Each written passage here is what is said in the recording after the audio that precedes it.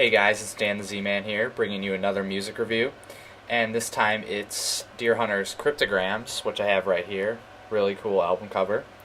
This was released back in 2007, and it predates the first record that I heard by Deerhunter, Microcastle, by a year, I think. Microcastle was one of my favorite albums of 2008, and this album is kind of strikingly different.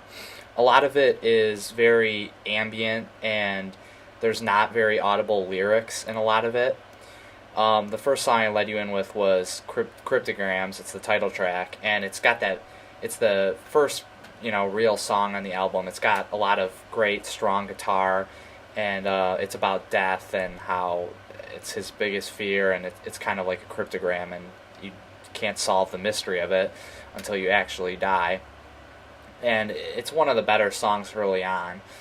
But later on in the album, through the first half, it gets very ambient. There's a lot of instrumental songs, and these songs kind of, they're really impressive to me in a way that I can listen to them, and they're just as good as the songs with lyrics to me.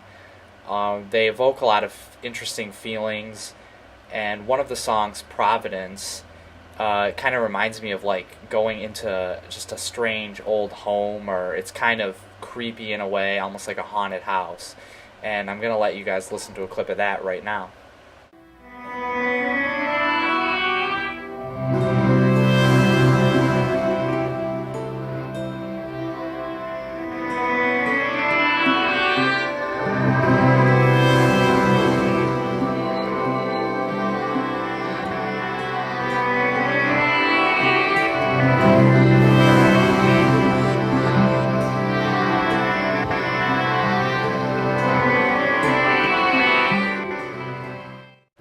Welcome back, guys. Hope you enjoyed that last one.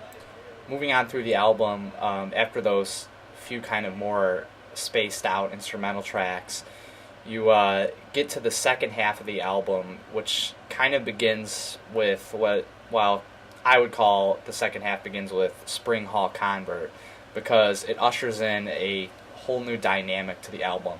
It's a lot more poppy songs, way more guitar influence, a lot more shoegaze influence in it. Spring Hall Convert, for example, is a great song, very nostalgic, and that's how I feel that the second half of this album kind of revolves around the idea of nostalgia, of adolescence, and Deerhunter just has this unique sound to the way they do it that it kind of just jogs something loose in your brain, something that you don't really feel with other music necessarily. And it just kind of brings you back to those old times. And I really love the second half of the album, just a little bit more than the first half even. But I really like both halves. I think that the first half ends at the perfect time to where you've had so much of the ambient kind of instrumental music, and now you are kind of given a gift with this new style all of a sudden. And I think that's because they recorded the two halves in different sessions or something like that. So overall, I really like this album. It's different from Microcastle, but I think they're great regardless of the comparison, in different ways is what I'm trying to say. And I'm going to give this one a 9 out of 10. I really like this album so far, and I've only had it for about a week or so. So yeah, it's just a great album. And also in channel news, I've decided that I think I'm going to start a physical blog, and I'm going to do written reviews at the same time, I guess, with the video reviews. So I will be posting a link to the blog post in the D box here, and you'll be able to read the review as well as watch the review.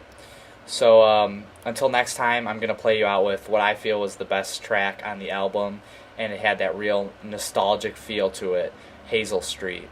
So enjoy, guys, and keep watching.